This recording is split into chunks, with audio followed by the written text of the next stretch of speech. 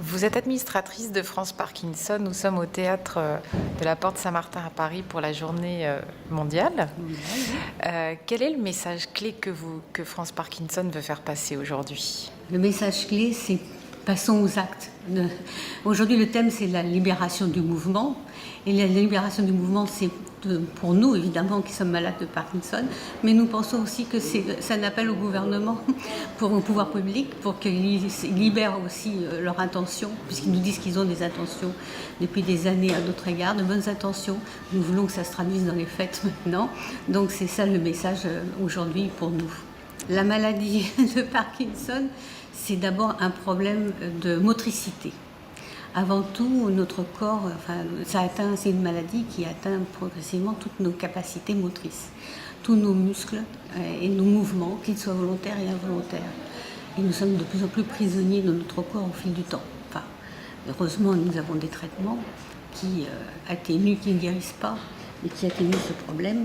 Et c'est le problème numéro 1, contrairement à d'autres maladies neurodégénératives, ou par exemple Alzheimer, c'est malheureusement les facultés intellectuelles qui sont atteintes, la mémoire. Nous, si vous voulez, parkinsoniens, nous pouvons éventuellement avoir des problèmes en fin de vie, comme le plus souvent les personnes très âgées, mais l'essentiel de nos problèmes ne sont pas cognitifs. C'est vraiment des problèmes de liberté de mouvement. Voilà. Donc c'est bien ça sur lequel nous voulons avoir des progrès. C'est dans le domaine de la prise en charge sanitaire. Ce qui ne veut pas dire qu'il n'y a pas besoin d'une prise en charge plus globale. Et donc le deuxième sujet, effectivement, c'est les aidants, parce que nous avons besoin aussi d'être accompagnés dans la vie souvent de tous les jours, parce que malheureusement, plus le temps passe et plus nous pouvons perdre un peu notre autonomie par rapport à ces problèmes de mouvement.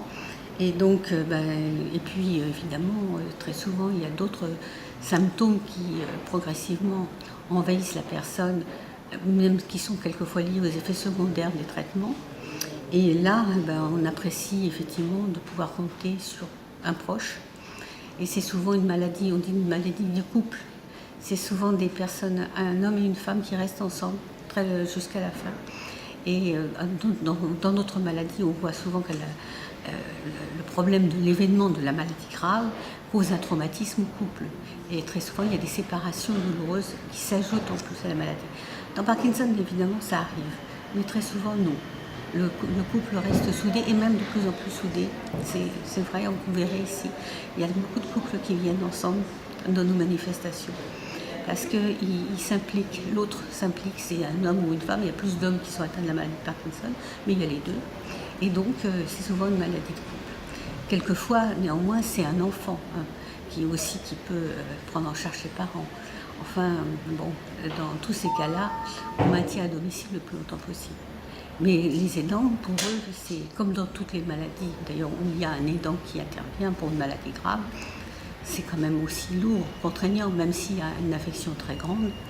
Et il y a aussi un manque de disponibilité, responsabilité continuelle, fatigue. Et donc les aidants, ils ont besoin qu'on les soutienne aussi. Ça, c'est très fort. Et donc, des pouvoirs publics, vous attendez quoi concrètement? Là, on attend, il y a des choses qui sont déjà inscrites dans la loi, d'ailleurs, sur le projet de loi, qui n'est pas encore adopté, mais dont on a beaucoup discuté déjà, sur l'adaptation de la société au vieillissement. C'est effectivement aider par l'information, la formation des aidants, déjà, à faire le bon geste, à avoir les bons réflexes, à savoir ce qui se passe, pouvoir décrypter, à être l'interlocuteur du médecin quand l'autre ne peut plus. Et puis, donc, il faut aussi aider l'aidant à souffler, et donc à pouvoir éventuellement confier son malade, ce qui s'il ne peut plus se déplacer, par exemple, quelque part, pour pouvoir prendre une après-midi pour faire des courses ou une journée ou plus longtemps pour partir un petit peu s'aérer, et donc sans avoir de scrupules. Donc il faut des structures adaptées. Il y a eu des efforts de fait dans ce domaine-là pour d'autres maladies, et nous sommes d'accord pour que nous en inspirer dans le principe, mais en même temps, chaque maladie, ses spécificités. Donc même une place de répit qui a été conçu pour quelqu'un qui qui a une maladie cognitive, c'est pas la même chose forcément qu'une personne qui a des problèmes de motricité. Donc nous attendons des pouvoirs publics que non seulement il y ait impulsion dans ce domaine-là, mais qu'il y ait vraiment un travail encore de réflexion pour trouver les bonnes solutions. Ça, le chantier est immense. On cherche tous nos espoirs, surtout pour nos enfants, parce que pour nous, peut-être, c'est toujours plus long qu'on ne le pense, la recherche. Mais moi, par exemple, dans ma famille, on est 3 déjà à avoir la maladie de Parkinson. Donc, on s'est dit, il y a peut-être une forme familiale. On n'a pas été vérifié, mais il y a 2 choses.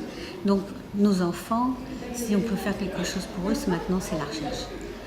Et donc, nous demandons évidemment des pouvoirs publics que la recherche soit privilégiée, parce que Parkinson, en termes de recherche, se situait à un haut niveau il y a quelques années, et là, on a l'impression un peu compliquée. D'accord. Merci. Merci beaucoup.